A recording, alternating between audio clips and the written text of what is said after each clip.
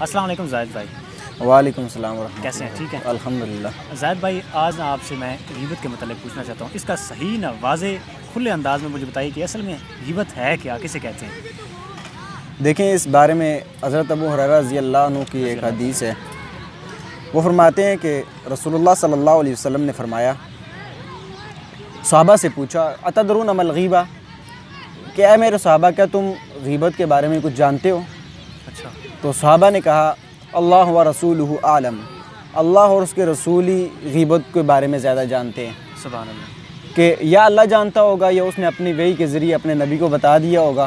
اچھا۔ تو اللہ و رسولہ عالم، تو اللہ کے نبی صلی اللہ علیہ وسلم نے فرمایا ذکرک اخاک بما یکرہ، کہ اب تمہارے بھائی کا ذکر کرنا جس کو وہ ناپسند جانتا ہے، کہ تم اس کی ایسے عیب بیان کرو کہ اس کے سامنے اگر بیان کیے جائیں تو وہ ان کو ناپسند جانتا ہو کہ میرے عیب بیان کر رہے ہیں۔ اچھا، ٹھیک ہے۔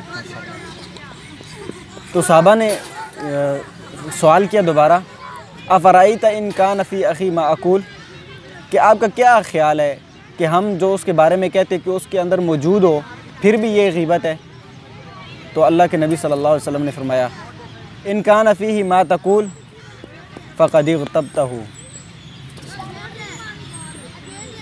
وان لم یکن فیہ فقد بہتہ، اگر تو وہ اس میں ہے جو تم اس کا بیان کر رہے ہو تو وہ غیبت ہے، اگر اس کے اندر وہ عیب نہیں ہے جو تم اس کے بارے میں بیان کر رہے ہو تو یہ اس کے اوپر بہتان ہے۔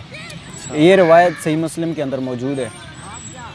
ٹھیک ہے، بس آپ نے سمجھانے کی کوشش کی، مطلب جہاں تک مجھے سمجھ آئی وہ یہ ہے کہ غیبت یہ ہے کہ اگر کسی میں کوئی برائی ہے وہ کسی کے سامنے بیان کرنا یہ غیبت ہے، جی، اگر نہیں ہے تو پھر کسی کو اس کے بارے میں بتانا یہ بہتان ہے۔ یہ بہتان ہے۔ ماشاءاللہ، بہت شکریہ جی زاہد بھائی۔